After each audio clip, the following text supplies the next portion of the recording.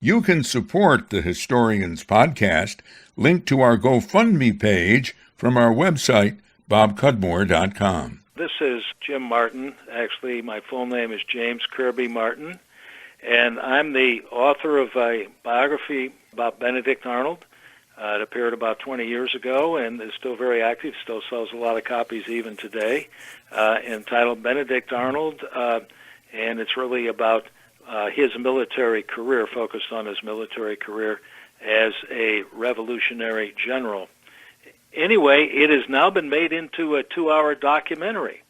The documentary is out and available on various streaming services, including Amazon Prime, Vudu, iTunes, and a bunch of other ones. It will eventually appear in various other streaming services and will be presented on Fox Nation in May upcoming. So this particular production is 2 hours, and it's out and available. It's reviewed very well, and it's somewhat controversial because it does bear the title Benedict Arnold, Hero Betrayed. Now, it doesn't have a question mark there because one of the points is to deal with that particular matter, and that is, if we put it this way, did Arnold betray the country, or did the country perhaps betray him before his betrayal in return? This is the Historians Podcast, and I'm Bob Cudmore. James Kirby Martin is executive producer of the television documentary Benedict Arnold, Hero Betrayed. And I didn't quite hear you. Does it have a question mark at the end or no question mark? There is not a question mark there. The question mark is for our audience to consider the evidence. What we tried to do in this documentary, and by the way, it is narrated by a well-known actor, Martin Sheen, and what we tried to do was to get the audience involved. We're going to present the evidence. That's a very, very important part of the process because so many times in Arnold's situation, the evidence is not presented. There's just a bunch of conclusions that he was this really bad guy. But if he was really bad, then why did he do all these good things for the revolution? And what we tried to do was balance those kinds of issues off, because when you look at his military career on behalf of the Americans, it's absolutely outstanding. George Washington did call Arnold his best fighting general, and that's a virtual quote that is almost direct. And so what we're really trying to do is to get the audience involved, look at the evidence. How bad was this guy? Or maybe he did do good things. Maybe his life wasn't just all bad. Maybe it was really a tragic life. These are the kinds of questions that we try to raise, and we ask the audience to look at the evidence, study the issues, enjoy the film because it's meant to be entertaining, and at the same time it's also meant to be very honest in the portrayal of this very, very controversial American. Let me add that the Benedict Arnold name is one of the best known in American history. I once saw a list where he was among the top, 5 or 10 best known names in the history of the United States, and so it's not a subject of little consequence. Actually, it's a subject which is really, in many ways, at the heart of understanding not only Arnold, perhaps more broadly, the realities of the American Revolution. James Kirby Martin is an emeritus university professor of history at the University of Houston, out in Houston, Texas. I interviewed you once some years ago, 5 or 6 years ago, when you were attending one of the Fort Plain Museum's American Revolution in the Mohawk Valley conferences. And I don't know, just to mention something that kind of broadens your reach as a scholar of history. What we talked about then, or what you talked about then, was the Oneida Nation, correct? The only Iroquois tribe or Iroquois nation who supported the rebels during the American Revolution. Yes, that's correct. I co-authored a book on that subject that came out in 2006, and is still out there active in the marketplace, still has a readership, and it is a story of the Oneida Nation. The title is Forgotten Allies, the Oneida Indians and the American Revolution, because their history somehow and their contributions to the revolutionary cause had more or less been silded out of our history, out of our memories, and then one of our purposes for doing this book was to reinsert the contributions of this very important Indian nation among the Six Nations, their contributions on behalf of winning the war for American independence. But back to Benedict Arnold, it's of great interest to me and to some of our quote-unquote local listeners, although, of course, with the podcast, people could be listening anywhere. But the people who created this documentary that's being streamed about Benedict Arnold, in general, came from our area. I have here that the director, Chris Stearns, was born in Niskayuna, a suburb of Schenectady, which is quite near where I live. And the co-producers and writers were Tom Mercer from Saratoga Springs and Anthony Vertucci from Fort Johnson. All three had a keen interest in our region's Revolutionary War history while growing up. How did you, get involved with these guys? Well, it's a very interesting story. I was doing, I don't exactly remember the business, but the contact came when I was visiting New York City on some sort of a book project, I'm sure. And anyway, they approached me. They called me and they said, "Hey, we read your book. We think you got this story right. Why did you get it right? You didn't tell it backwards from looking backwards through the prism of treason and then try to find reasons why Arnold committed the act of treason. Rather, you did it from the beginning in terms of living the life as he lived it, and it becomes an explanation, and we think that would be a great story to develop, an explanation of the build-up toward his not only amazing contributions, but then his decision to turn against the American cause." So they were interested in the storyline, and they said, would I be willing to work with them? And I said, why not? Yes. And, it took a while. 20 years later, we now have a 2-hour documentary. Well, let's go to Benedict Arnold, the person. Who was he? Where did he come from, for example? Well, he was born in a prospering Connecticut family in Norwich, eastern Connecticut, in 1741. His father had married a woman of prominence in the community. He was fourth in the line that father is of the Benedict Arnold line. The original Benedict Arnold in America was the governor of Rhode Island. So it was a family that was very prominent but had been having some difficulties, and it's Arnold's father, Benedict IV, who turned the family fortunes around. And so Arnold grew up for at least a few years, very prospering circumstances. And then something terrible happened. A disease swept through the community. There's some debate about what the particular disease was. I think it probably was diphtheria, which you strangle to death, your throat closes up on you, and you can't breathe anymore, and that's the end. But anyway, they lose some of the children. Arnold's a survivor. A younger sister, Hannah, is a survivor, but 3 of the children died. The father almost died. And it's like the family came apart, and the father develops a drinking problem, living with the misery of his lost family. And it's all downhill for the Arnolds in the 1750s because of this problem. And that's where Arnold, our main storyline character, Arnold V, actually, he grew up in these conditions, and it greatly affected his life. His mother told him at one point that God was preparing him for death, so he needed to behave himself. It's part of the Calvinist theology of the time. The community sort of turned against the family because the father was seen drunken in public, and it goes on and on and on.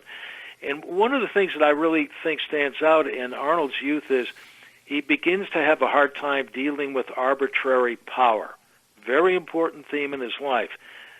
These people are misjudging him. They're misjudging his family. They don't have any sympathy or empathy, that sort of thing.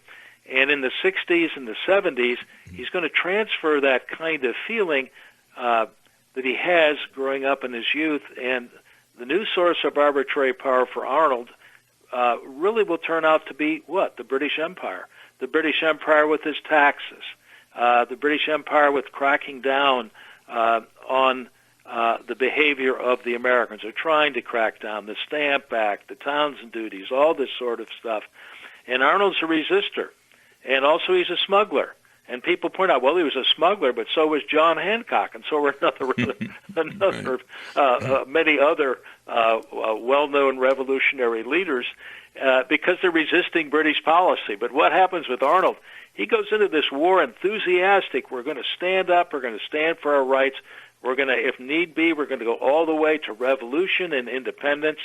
And he will pursue that course vigorously, but in the process he starts to become disillusioned with the American cause, disillusioned with the American support, which did waver significantly at times, disillusioned in terms of support of the Continental Army, and in the end, he starts to take a position that maybe the arbitrary power is really the Continental Congress and civilians who don't participate and all that sort of thing. So that really gets him in a position where he's getting into trouble, and it's going to be pretty much all downhill for him after that. Just a little detour. I missed it. Maybe you said this. What was his father's or his family's occupation? Were they farmers?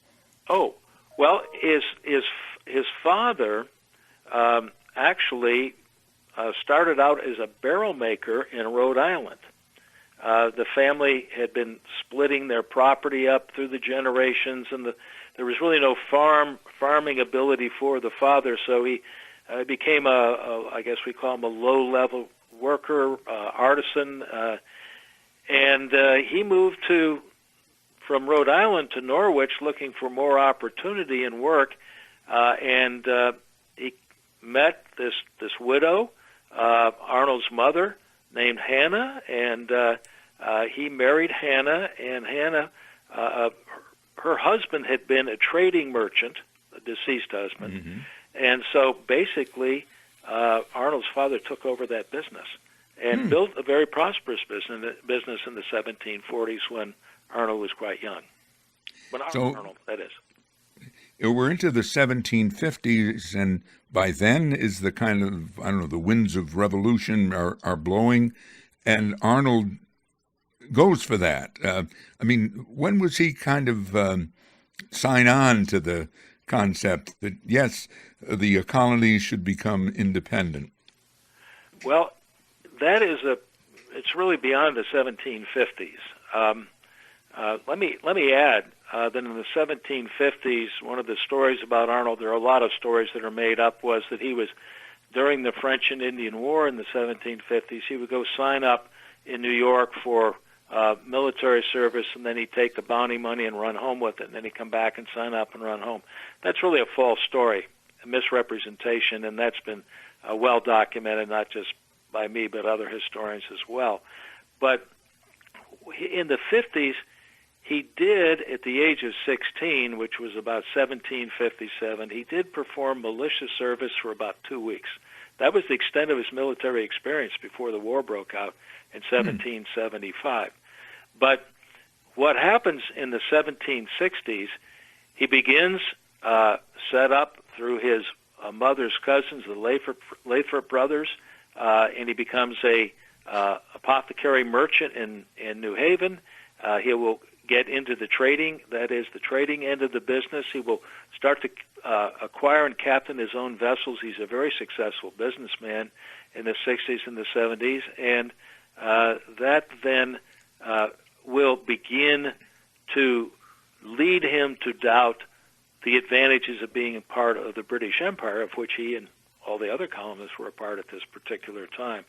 And why would that be? Because new British trade regulations that were coming in after 1763, trying to force the colonists to pay trade duties instead of avoid trade duties, pay taxes such as would be involved in the Stamp Act or in the Townsend Trade Duties Act, and these kinds of things certainly riled up Arnold, and he became sort of committed to resisting these British policies, and he was, you might call him this, we all have heard of Samuel Adams as the radical leader in Boston. In many ways, Arnold was that kind of a person in New Haven, and sort of riling up the population, saying, we've got to resist this impending British tyranny, that sort of thing. So his thoughts are developing, we have to resist, and then by the 1770s, as policies and differences continue, he will get involved, and he will actually help form a militia company in New Haven in 1774 called the Second Company of Foot Guards, and he will begin to organize his own militia regiment, and then after Lexington and Concord, and then 1775 in April, he doesn't hesitate to get involved. Now, I was going to ask you, what were Arnold's great acts of courage on behalf of the Revolution? I wrote down three of them, Quebec, Valcourt, and Saratoga, or have I missed some at the start?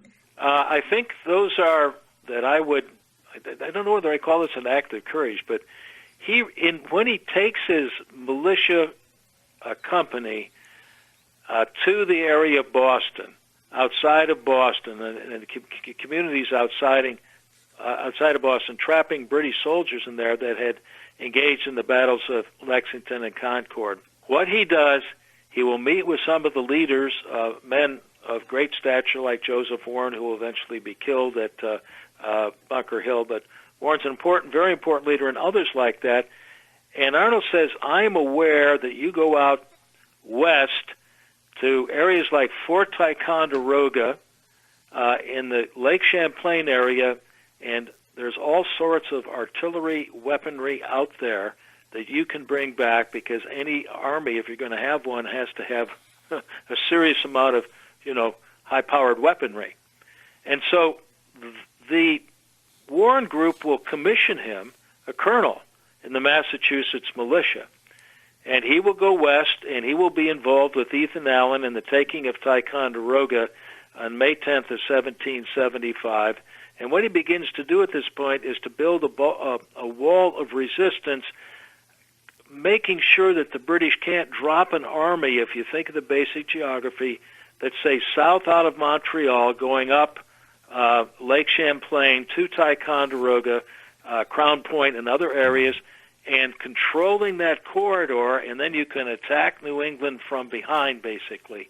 And so Arnold then will become a very important leader in that area, only to be, again, why does he become disillusioned? Only be relieved of command because of, problems with men like Ethan Allen and others who were spreading lies about Arnold and so on and so forth that really make it difficult. So he's relieved of command. Arnold's out. And so he will go home, and he has to deal with the death of his wife, and he's so upset he doesn't know what to do. In August, he will go back up into the area around Boston. He'll meet George Washington, and Washington is very impressed by him. He said, this guy's good. This guy's worked hard. This guy did a great job in building a line of defense in the Fort Ticonderoga area. And so Washington then taps into Arnold, makes him declares him a colonel in the Continental Army, and then the rest of that will deal with what you're talking about with regard to attempts to take Quebec, the Valcourt Island action in 1776, and of course the greatest of them all, the battles of Saratoga, where Arnold was critical to victory in 1777. And that Saratoga victory, of course, capturing a whole British army, will help convince the French to come in as good and faithful American allies, and they will help provide a critical margin of difference in helping the Americans win the war. So and at the Saratoga battlefield, you find a monument to Arnold, yes. Do you not? Or to yes, his leg? It's one of my favorite monuments. It's called the Monument to a Boot, because Arnold was actually wounded twice. And the first time in the attempt to take Quebec at the end of the city, that is, at the end of 1775, completely repulsed. But in 1777, he will lead the way to victory in the Second Battle of Saratoga, and he will charge into a redoubt that is being defended by Hessian soldiers. And what will happen is and this actually breaks the British line and begins the retreat out of the Saratoga area northward toward the area then called the town of Saratoga, now Schuylerville. And anyway, the point is, Arnold will charge in and rally the Americans to begin to break the line, and in the process, his horse is shot out from underneath him. Not the first time that happened in combat with him, but then he will also be hit in the same leg with another musket ball, and it rips his leg apart, and he goes down. And that's really the end of his active military career for the Americans. He never really does physically recover from this in many ways. He limps around the rest of his life, but he does survive. And anyway, that's what the monument's all about. It says something, I don't have it in front of me right now, to one of the great soldiers of the Continental Army. But it doesn't name him, because you can't name Arnold, because here's the hero, but really he was a hero who betrayed the cause, which goes back to the theme of the movie. Did he betray the cause, or that before then did the cause betray him? And so these are the kinds of things that we try to deal with. I would recommend everybody go visit the Saratoga battlefield. It's a beautiful area to visit, by the way. It's a beautiful place to have a major battle, one of the most major battles in all of human history. And there you can preserve this monument to a boot, rather than to who was rightfully, despite Congress's anointing Horatio Gates, the real hero there was Benedict Arnold. So the Battle of Saratoga is in 1777, but by 1780, we've got Arnold dealing or talking with the British. I mean, is this true? I mean, this is what comes through in history, offering to turn over West Point, which I believe was then considered an important fort for the rebels. Did he want to do that? I mean, did he turn traitor, if you will, or make a deal with the British? Yes, he did. And there are many. It's a very involved story of his growing disillusionment. He becomes, because he can't really get, after his serious wounding at Saratoga and 6 months or more of rehabilitation, Washington gives him a position to be the military governor of Philadelphia, which had been controlled by the British. The British vacated, Arnold came in, and Arnold started to have all sorts of problems with the local leaders who were on a vengeance trip. We've got to get even with all of these people in the Philadelphia area who collaborated with the British. And there were other issues like that.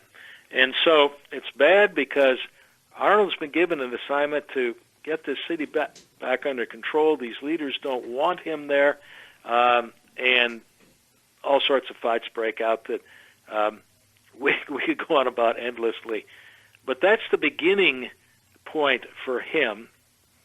He will marry this beautiful teenage woman, Peggy Shippen. She is somewhat involved in maybe feeding his growing disillusionment. I don't want to overstate that, because Arnold was his own man. He wasn't going to let his wife control him. But she did put him in contact, I believe this is safe to say, with a local merchant who in turn was sort of a fellow traveler. And Arnold started to communicate with the British, and they sort of toy back and forth. And Arnold's case is, I've fought, I've bled, I've given, I've sacrificed portion of my fortune to this cause. I just get mistreated by people, and I don't see the purpose anymore. I've lost the sense of purpose. Arnold wrote a letter in 1778 to Washington when he's recovering. This is in early 1778, after he was shot up at Saratoga. And Congress had finally had horsed him around about his rank and status and everything, finally conceded after the great victory at Saratoga to restore Arnold's seniority as a major general. And Congress didn't have the courage, by the way, to write Washington. They left the job to Washington. Washington wrote Arnold, you've been fully restored. Let's forget all this other stuff that's been going on where you've been unfairly treated. Arnold, and Washington actually sent Arnold a pair of epaulettes, a sort of an honor that had been given to Washington by a French officer. And Arnold didn't respond for a few weeks. Now, it's possible he was so sick he couldn't respond.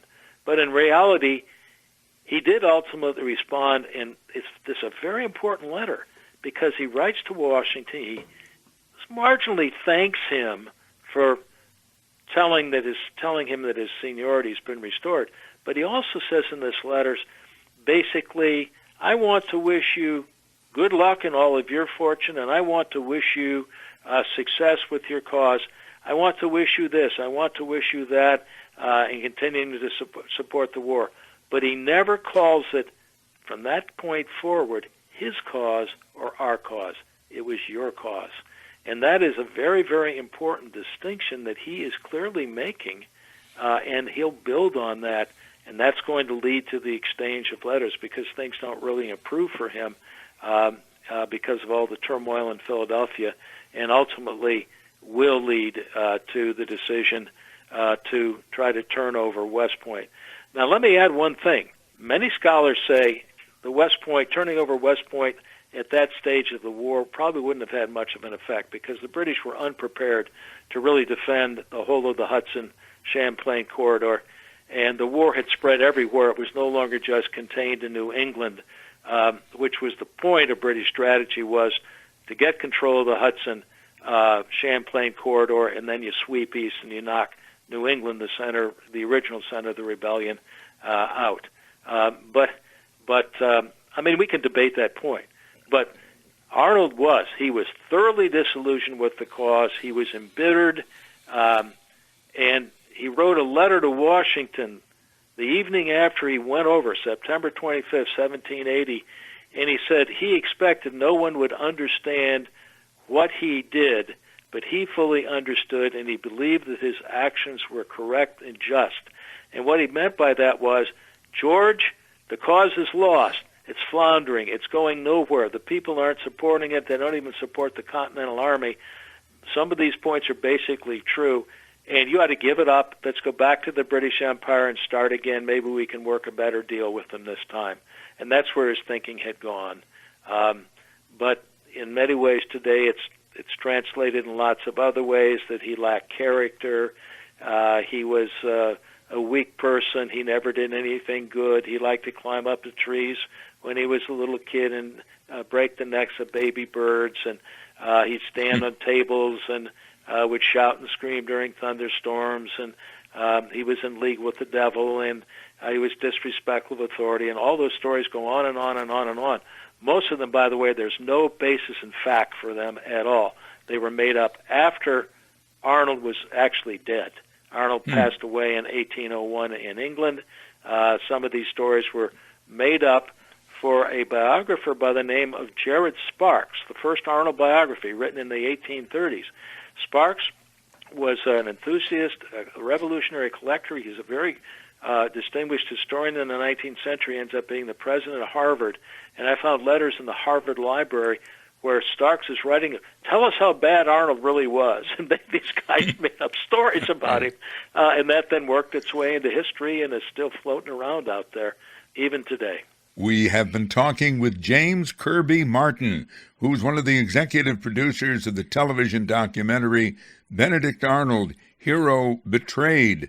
The film is based on Martin's 1997 book, Benedict Arnold, Revolutionary Hero. You've been listening to The Historians